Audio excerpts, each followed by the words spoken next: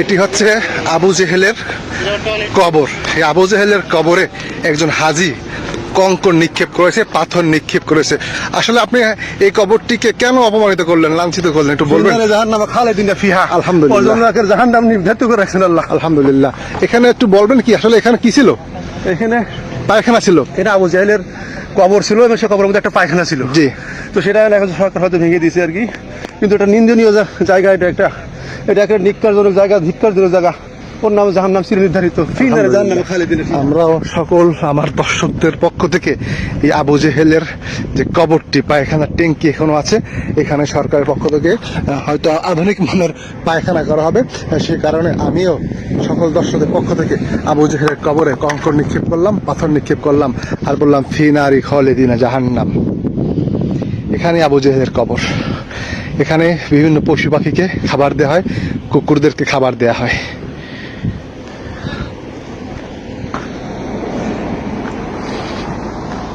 এই হচ্ছে বদর প্রান্তরের মাঠ।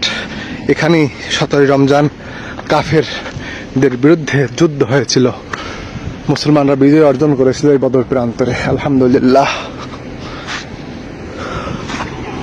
আল্লাহ তাআলা ইসলামের এরকম নিদর্শন সমূহ বারবার সকলকে ঘুরে দেখার তৌফিক দান করুক, আমিন।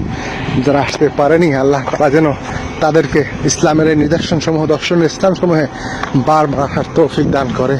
আর এই যে ভিতরে সুন্দর বেহেশতের বাগিচা দেখতে পাচ্ছেন, এটি হচ্ছে সে সকল সাহাবায়ে কিরামদের কবর শরীফ যারা বদরের যুদ্ধে ইন্তেকাল করেছেন, শহীদ হয়েছিলেন।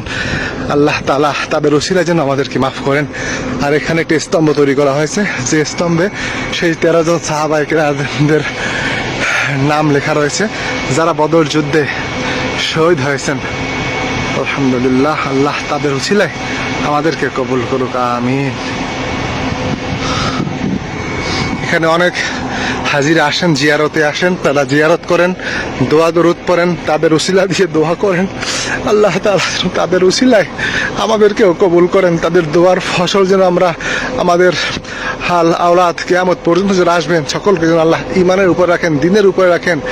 তামাম বিশ্বের মুসলমানদেরকে হেফাজত করেন, বাংলার মুসলমানদেরকে আল্লাহ হেফাজত করেন, এই দোয়া কামনা করছি। বাংলাদেশকে যেন আল্লাহ হেফাজত করেন, ইয়া রহমান রহিম, আমিন। আসসালামু আলাইকুম ওয়া রাহমাতুল্লাহ।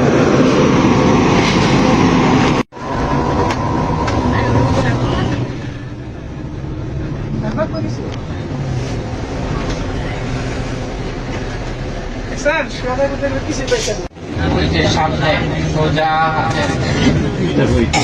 হাতের বামে যাবো আমরা, এটার কাজ দিয়ে যাবো।